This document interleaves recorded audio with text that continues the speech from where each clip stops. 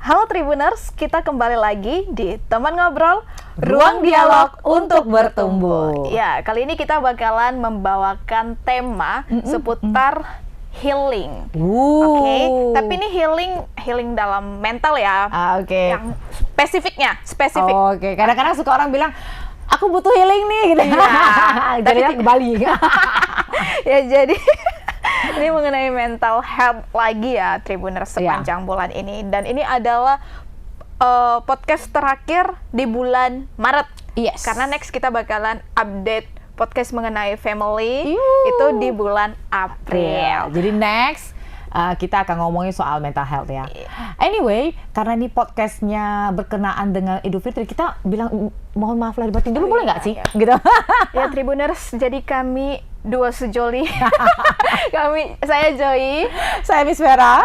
Kami berdua mengucapkan minal aidin wal faizin. Mohon maaf lahir dan batin. Ya, selamat Lebaran buat teman-teman. Ya, masih suasana Lebaran ya, gitu ya, Lebaran gitu ya. Buat teman-teman Muslim yang merayakan. Nah, Miss, jadi Miss sering sekali proses healing ini dibanding-bandingkan dengan contohnya nih, misalnya Joy udah melakukan segala hal dan Miss juga sama lah treatment yang kita lakukan, tapi Miss sudah kelihatan baik-baik aja, jadi masih terpuruk. Nah, masih aku di sana, kalau si doi masih di sana-sana aja. Kayak gitu. Jadi membuat perbandingan standar healing terhadap orang lain, standar pulih terhadap orang lain. Nah, untuk itu Tribuners, seperti biasa, Jo itu udah ditemani dengan Miss Ferawati Chandra, BBA, SE, Certified Hypnotherapist, Certified Trainer. Ya, beliau ini merupakan edukator, founder of Boston Academy Indonesia, dan Certified Hypnotherapist from AWGI. Halo Miss. Hai Joy, kembali lagi. Iya, pastinya ya. Kita bakalan selesaikan teman ngobrol ini di bulan suci Ramadan. Oke. Jadi topiknya kali ini mental health. Bagus juga ya kita ngomong soal mental health di bulan Ramadan ini kemarin ya. Oke. Yuk kita mulai obrolannya tanpa menghakimi, tanpa merasa paling tahu. Ini Teman Ngobrol, Ruang Dialog untuk Bertumbuh. Oke, Miss Vera, yang kayak udah Joy bilang tadi ya, Miss, seringkali healing ini dijadikan healing seseorang, healingnya orang lain dijadikan standar untuk prosesnya dia juga. Padahal ya kan, healing itu bukan lomba-lombaan gak sih, Miss? Iya dong, tapi kita runtutan dulu ya Joy sebentar. Oke. Healing itu kan proses penyembuhan. Betul. Oke. Sebenarnya dalam fisik juga ada namanya healing, kan, proses penyembuhan. Konteksnya itu, healing itu kita harus tahu waktu kita secara fisik, badan orang juga beda-beda. Betul. Bener kan? Kalau misalnya kita kasih obat A, apakah sama reaksinya? Belum tentu. Oke. Kita terima dulu ini, healing ini. Oke. Bahwa setiap orang bakal beda. Oke. Nah, namanya proses penyembuhan sangat tergantung pada masalahnya apa. Betul. Oke. Misalnya contohnya aja, jangan bilang, Miss, aku kan kami kan sama-sama Miss trauma. Kok dia sekali aja bisa, aku kok 3 kali nggak bisa-bisa. Karena kita tidak pernah tahu trauma yang walaupun sama jenisnya dihasilkan, tapi efeknya ke orang ini, ke individu ini sama nggak? Iya. Kalau misalnya ada satuannya berapa kilo gitu, berapa newton misalnya gitu, kan beda-beda setiap orang.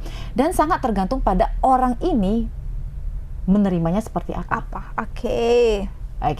Jadi ada orang, misalnya sini nih Joy ya, kalau anak kecil kita tepuk, anggap aja traumanya kita tepuk gini. Oh, anak kecil mungkin merasa sakit. Iya. Tapi kita yang sudah dewasa dengan badan yang lebih kuat, ya ini mah kecil-kecil aja. Geli-geli. Nah, tapi first thing first, sebelum itu kita harus tahu salah satu tujuan healing adalah untuk membuat kita lebih kuat sebenarnya. Oke. Masalah-masalah ataupun trauma-trauma yang pernah datang ke dalam hidup kita, suatu saat sebenarnya Joy, salah satu tujuannya adalah kita sebenarnya bisa menjadi lebih kuat loh, karena kita pernah mengalami itu dan kita melewatinya. Ya, ibarat imunisasi ya kan, Miss. Imunisasi itu kan yang dikasih virus yang dilemahkan. Iya. Alhasil jadi kebal. Oke. Gini deh, kenapa kita merasa anxiety atau merasa takut kalau misalnya ujian pada saat kita waktu kecil ya, waktu SD nih, kita ujian matematik, kita juga pada saat itu kan topiknya cuma tambah kurang. Waktu itu kita stres nggak? Anak kecil yang stres anak kecil. Tapi ketika yang kita udah dewasa, yang udah melewati tambah kurang kali bagi, sin, cos, tan, logaritma, semuanya, kalau suruh itu aja, enggak kan? Misalnya gitu. Jadi, healing ini is a process. Ada orang yang prosesnya, misalnya ini ya, ada damage-nya, kerusakannya udah minus 10. Ada orang kerusakannya minus 100. Iya. Kalau dari minus 100, kalau dia heal, dia lagi berproses gitu, dia lompat 50, itu jatuhnya di minus 50. Kan? Ya. Seolah-olah itu belum apa-apa. Betul. Padahal dia sudah naik 50 poin. Tapi ada orang dengan trauma yang sama, dia memang sakit hati, oke? Dia memang kesal, dia memang marah, dia memang trauma, tapi hasil traumanya cuma minus 10. Ketika dia lompat 50 poin, dia langsung dapat 40 positif gitu. Kira-kira seperti gitu. Dan itu beda-beda, bakal beda. Oke. Kuncinya adalah kamu sudah siap belum heal. Kembali lagi ke diri kita. Nah, jadi kalau kita sudah siap, percayalah bahwa kalau kita sudah siap, murid sudah siap, guru akan datang. Benar nggak? Nah, jadi ada orang bilang, Miss, aku prosesnya kenapa lama? Pertanyaannya, yuk kita cari dari hati kita yang paling dalam.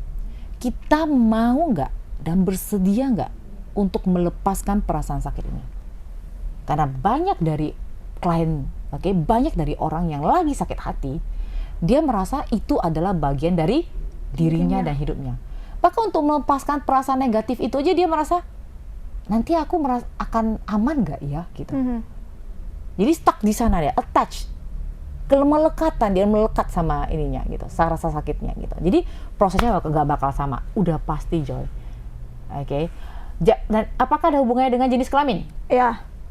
Belum tentu. Oh ya? Belum tentu. Tapi faktor lingkungan akan sangat berpengaruh. Budaya, parenting orang tua akan sangat berpengaruh. Misalnya ada suku-suku tertentu, misalnya ini contohnya ya. Ini sangat unik ya. Saya tiga sesi terapi, tiga sesi terapi belakangan ini, tiga-tiganya tuh ada parenting papanya itu sangat keras. Ini kasus nyata, ini sangat unik. Saya juga baru ketemu dengan orang beda-beda dan dengan usia beda-beda loh, Joy. Jenis kelamin? Campur-campur. Ada yang laki-laki, ada yang wanita. Ada yang Gen Z, ada yang sudah. Tiga-tiganya papanya kalau saya lihat keras, VOC. Tapi tipe tiga-tiganya ini setelah agak ada miripnya setelah papanya keras. Kalau menurut saya itu udah physical abusement banget. Karena kalau anak yang salah banting barang, ngerti kan? Banting barang.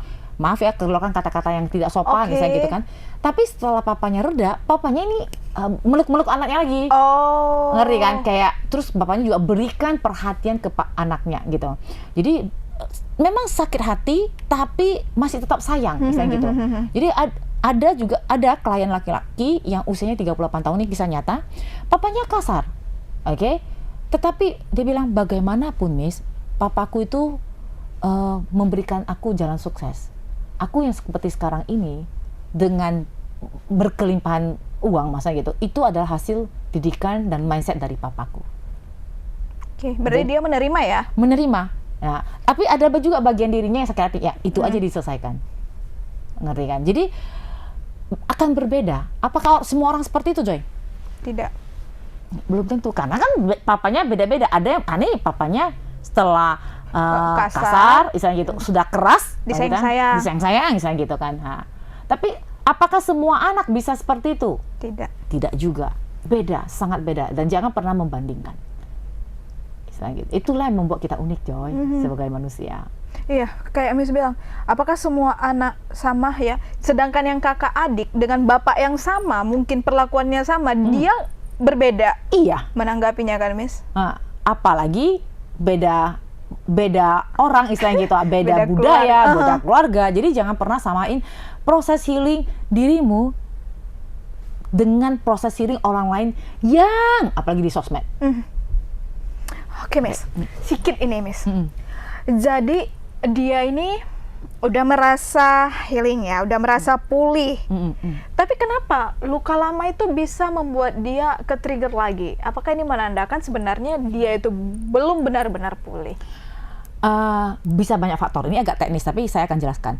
Bisa jadi proses healingnya belum selesai, oke, tapi udah ada perkembangan. Oke, udah ada perkembangan. Tapi belum selesai, itu pertama. Kedua, bisa jadi ada dua kejadian yang berbeda yang menghasilkan trauma yang sama. Jadi untuk kejadian pertama, dia sudah oke. Misalnya nih, ada satu, ini contoh simpel aja ya, contoh simpel. Aku kurang percaya diri nih kalau ngomong di depan, misalnya gitu kan. Mungkin ada kejadian satu, kejadian A, dia dimarahin di depan keluarga misalnya gitu. Terus dia merasa malu, merasa harga dirinya nggak ada kan. Aku nggak punya muka lu, Miss, gitu kan. Kejadiannya satu, oke, itu udah selesai. Trauma terhadap ayahnya atau ibunya yang di depan keluarga itu udah selesai. Tapi ternyata di seperjalanan hidupnya dia juga ada pernah diketawain teman-temannya, mungkin karena di depan kelas, mungkin karena lupa lirik lagu gitu. Jadi sama, dia jadi punya perasaan penakut, pendiam gitu. Tapi jadi dua kejadian yang berbeda, tapi menghasilkan hal yang sama. Itu yang membuat sering ke-trigger ya? Iya, ngerti kan? Jadi dua hal yang berbeda, tapi satu hal menghasilkan satu hal yang sama gitu. Kira-kira seperti gitu. Nah, atau Joy, bisa lagi sudah selesai, terus dicari-cari lagi. Oh, diri sendiri yang mencari-cari. Contoh-contoh simpel. Jadi dia fobia ketinggian nih, contohnya kan, gitu kan. Terus dia mau menyelesaikan nih, gitu kan. Dia udah selesai, oke. Terus dia tes lagi. Masa sih? Masa sih? Aku tes lah. Masa gitu gampang? Udah selesai, dia tes lagi, sekali lagi, 2 kali. Jadi otaknya akan berpikir, apakah seharusnya aku takut ketinggian? Dan itu relapse jadinya. Iya. Oke. Jadi baru-baru ini kan Miss pergi ke dokter nih untuk cek badan, oke. Jadi setelah cek ada ditemukanlah salah satu kista ya di bagian tubuh. Jadi dokternya bertanya. Jadi saya ngecek itu bukan karena ada sakit apa-apa, Joy. Enggak karena apa-apa, karena cek rutin aja, misalnya gitu. Kamu nggak sakit? Orang kalau seperti ini udah sakit loh. Jadi saya sampai dan dokternya tuh bertanya berkali-kali. Jadi saya waktu itu mulai berpikir, apakah seharusnya saya sakit? Dan sejak itu, saya sempat kan cari schedule, pernah kan? Dan sejak itu saya jadi meragukan diri sendiri bahwa, iya juga ya. apakah saya harusnya sakit gitu? Padahal enggak gitu kan. Nah, sampai saya pernah reschedule Joy loh, ingat nggak jadwalnya? Padahal itu di luar kebiasaan saya, istilahnya gitu. Nah, itu hasil dari mencari-cari tadi ya. Akhirnya saya jadi mensabotase diri sendiri tanpa sadar. Jadi harus sangat hati-hati. Jadi kadang-kadang faktor eksternal yang merasa nggak mungkin cuma satu sesi atau nggak mungkin kamu segitu gampangnya. Jadi kita sendiri yang paling tahu apa kebutuhan kita. Oke. Kalau mau sharing atau tukar pendapat boleh nggak? Boleh, tapi dengan orang yang lebih netral. Oke, kalau tidak, kita seperti orang buta nuntun orang buta. Ingat ya, jadi nggak boleh seperti itu lagi. Iya. Oke, Miss. Itu tadi Miss katakan proses healingnya bisa aja ke trigger, berarti belum betul-betul selesai ya barangkali. Tapi sudah berprogres. Sudah membaik istilahnya gitu. Oke, Miss, apa yang menandakan bahwasannya kita betul-betul udah menyembuhkan trauma kita? Kalau kita ingat-ingat lagi tidak ada emosi, kita bersikap netral. Contoh simpel-simpel. Ini selalu ambil yang simpel-simpel supaya bisa relate ya. Nah, kalau nanti terlalu berat. Misalnya orang yang trauma pada kucing, misalnya gitu, fobia kucing. Miss, waktu dulu zaman kecil saya kalau ketemu kucing, saya pernah Miss ketemu kucing itu saya dicakar, jadi saya takut gitu kan. Jadi setiap ketemu kucing atau mendengarkan suaranya saja, udah bulu kuduknya bla bla bla bla bla, misalnya ya. Kumat fobianya. Misalnya gitu. Ini simple aja ya, ini kasih simple. Masa sih Miss itu mengganggu? Untuk kita yang tidak fobia kucing itu kelihatan lebay. Tapi untuk orang yang benar-benar fobia satu hal tertentu, itu tidak lebay, itu terasa sangat nyata. Baru mendengar kata kucing aja dia bisa membayangkan kucingnya bla bla bla bla bla, oke? Nah, indikasi selesainya apa? Kalau dia melihat kucing, dia bukan tiba-tiba langsung sayang ya Joy, bukan tiba-tiba langsung meluk ya. Itu aneh juga. Enggak seperti itu ya. Tapi dia netral aja. Biasa. Nah, ini juga sama halnya kalau orang yang punya dendam atau marah terhadap ibu mertua, misalnya contohnya.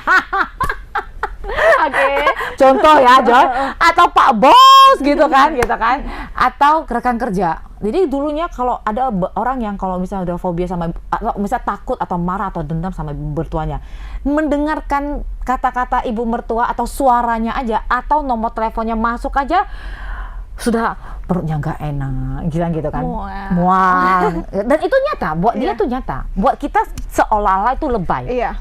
Ya udah, kamu bilang aja. Kita kan dengan gampangnya, ya udah kamu balas aja. Kamu takut apa? Kamu kan kita seolah bilang seperti itu, tapi untuk dia nggak bisa seperti itu. Oke? Proses healingnya 100% selesai kalau dia ketika bertemu dan dia sudah bisa mengontrol. Bukannya tiba-tiba, oh I love you so much mama mertua, atau I love you gitu, nggak seperti itu. Tapi ya sudah netral. Jadi dia kalau lebih level up-nya lagi, dia bisa mengerti. Oh, si ibu mertuaku seperti ini karena memang dulunya diajarkannya oleh mertuanya lagi seperti itu. Tapi itu level up lagi. Kita nggak usah deh ngomong yang seperti itu yang bijaksana banget. Tapi itu karena itu butuh effort yang lebih lagi. Oke? Kita di level sampai netral aja. Berusaha mengerti dia, ya sudahlah. Kita bisa membatasi diri. Oke, Miss. Ini ada mau Joy tanya, Miss. Sometimes ya, hal yang udah kita kira selesai ternyata kan belum tentu ya. Kalau misalnya itu sampai terbawa ke mimpi, Miss, apakah itu menandakan sinyal tubuh kita bahwasannya memang belum selesai? Yes, betul. Oh iya, Miss. Betul. Oke. Ada 4 cara. Oke. Salah satunya dengan mimpi, intuisi, suara hati, oke, sensasi fisik, oke, bahwa ternyata itu belum selesai. Itu cara pikiran bawah sadar kita berkomunikasi dengan kita. Apalagi sudah bermimpi, kalau kasih mimpi, apalagi kalau mimpinya jelas, itu sudah sangat nyata istilahnya itu, bahwa aku ada salah loh di sini. Tolong, dia udah kasih sinyal banget. Tolong selesaikan aku. Oke. Setiap orang itu bukan berarti kalau Miss adalah terapis atau Miss adalah tenaga kesehatan dalam bidang ini psikologis, bukan berarti saya itu full 100% clean gitu. Karena sebagai manusia, saya pribadi juga punya melewati banyak proses hidup kan. Oke. Tapi ketika itu datang, oke, jadi pasti ada bagian diri saya bilang, oh kenapa ya saya bisa bereaksi seperti ini ya? Berarti ada yang salah. Aku harus akui dulu. Kalau aku denial istilahnya gitu, enggak kok, aku sudah biasa menangani ini. Jadi kita sebagai manusia, bahkan sebagai seorang yang erat ya, misalnya kehidupannya dengan kasus-kasus seperti ini, kita merasa kita bisa membantu orang lain, ya kan? Kok aku ada ya, kok heran ya? Padahal aku terbiasa yang membantu dia gitu. Kita akui dulu, it's okay. It is very okay to not okay. Oke? Kita akui dulu, oke? Kita label, biasanya saya minta kalian untuk label, apa emosinya? Karena kalau kita seperti dokter mendiagnosa apa nih penyakitnya, kita label, baru kita cari penyelesaiannya. Validasi aja, it's okay, nggak masalah. Tapi kayak mana, Miss, kalau semisalnya kayak Miss katakan tadi tuh sama mertua, dia udah bisa ngobrol-ngobrol sama mertuanya kan, udah secara kasat mata udah 100%, tapi tiba-tiba dalam mimpi dia mengatakan, aku sebenarnya gak suka sama mertuaku. Apakah dia harus menyelesaikannya dengan mertuanya? Oh, ketika mimpinya bilang seperti itu, kalau saya biasanya ngajarin kliennya nih, berarti itu ada bagian diri kita yang masih belum ini kan? Belum selesai. Nah, teman-teman, kemarin saya ada ngomong soal masa relaksasi, terus waktu sholat subuh. Itu namanya kan bagian diri kita. Berarti ada satu bagian diri yang merasa belum selesai dengan mertua. Ajak ngobrol. Mau nggak mau ya? Self-talk. Self-talk. Bukan mau nggak mau. Ini bukan cara terakhir, Joy. Tapi ini cara yang seharusnya, Joy. Cara yang seharusnya. Oke, self-talk. Ya. Self-talk. Ngomong, oke, kamu nggak suka. Boleh nggak kamu ketika ketemu dia, tapi kan ada beberapa cara kita wajib ketemu orang itu kan. Kamu nggak usah muncul. Oke. Nggak apa-apa. Kamu sama saya di sini, kamu nggak usah muncul. Oke? Nggak apa-apa, kamu tenang saja. Kita akan nggak lama kok. Kita di sana nggak lama. Menenangkan diri. Jadi setiap orang itu pasti ada flawless-nya lah gitu. It's fine. Oke. Kita tenangkan diri sendiri. Kita yang paling tahu sebenarnya gitu kan. Akui dulu, nggak apa-apa. Kita nggak suka, kita nggak bisa pura-pura suka kan gitu. Netral aja, keluar dari kondisi itu. keluar. Maksudnya dari harus lama-lama istilahnya gitu. Kira-kira gitu, batasin aja. Kembali lagi ya, berarti diri kita merangkul diri kita. Iya, self talk. Iya, kalau enggak orang lain nggak akan bisa istilahnya gitu. Jadi tahapannya adalah akui dulu, penerimaan dulu bahwa it's okay. Oh ternyata aku punya trauma yang ini ya. Iya. Masih ada dia ya di situ ya gitu. Ternyata sampahnya masih ada yang kecil-kecil nih, saya gitu kan. Beri nama. Oke, berarti validasi dia, beri nama, dan kita proses. Prosesnya banyak. Boleh self talk, oke. Boleh dengan healing, oke. Boleh ngomong ke teman, boleh ke psikolog, boleh berdoa, boleh banyak, boleh ke hipnoterapis, terserah gitu kan. Tapi karena itu biasanya sampah-sampah yang nggak terlalu gede lagi, itu biasanya nggak sesulit di awal. Karena kita sudah pernah mengalaminya. Nah, seperti kita kalau lagi flu, waktu kecil, anak-anak kecil flu, kita anggaplah itu penyakitnya istilah gitu kan. Kita akan sangat struggle kan gitu kan. Oh, hidungnya meler bla bla. Kalau sekarang flu juga kerja kok. Iya, nah, kira-kira seperti gitu. Betul. Kita menanggapinya sisa-sisa ini loh, nah, dengan lebih tenang gitu kira-kira. Gitu teman-teman. Oke, terima kasih Miss Vera ya untuk obrolan kita mengenai healing itu proses, bukan perlombaan ya. Healing itu proses, bukan perlombaan. Jadi back lagi kepada Tribuners, bagaimana jenis traumanya, baru cara menyelesaikannya. It's okay untuk ngobrol, it's okay. Tadi kayak kata Miss, kalau udah semakin parah nggak apa-apa ke psikolog, hipnoterapis. Tapi kalau bisa ya self talk dulu ya. Ada juga orang yang bakal lega kalau ngomong sama pemuka agama, kan ada gitu. Oh iya, betul. Boleh juga, nggak masalah. Nggak atau masalah. Konselor bisa kan gitu. Kepada siapapun yang menurutnya bisa berbagi lah ya kalau gitu ya, Miss. Yang lebih netral, dan biasanya itu kebijaksanaannya lebih tinggi aja gitu. Oke, Tribuners, jadi jangan bingung lagi, jangan pernah membandingkan proses healing kalian kepada orang lain, karena itu beda ya. Dari usia, gender, kata Miss Vera yang udah dipaparkan tadi, semuanya akan berbeda. Bahkan dengan adik atau kakak kita sendiri akan berbeda. Terima kasih juga kepada Tribuners yang udah menonton teman ngobrol sampai selesai. Semoga obrolan kita ini bisa menjadi pesan positif bagi kalian. Kalau begitu, aku Joy, Miss Vera, beserta kru bertugas, pamit undur diri. Bye Tribuners, sampai ketemu lagi di episode selanjutnya. Dadah!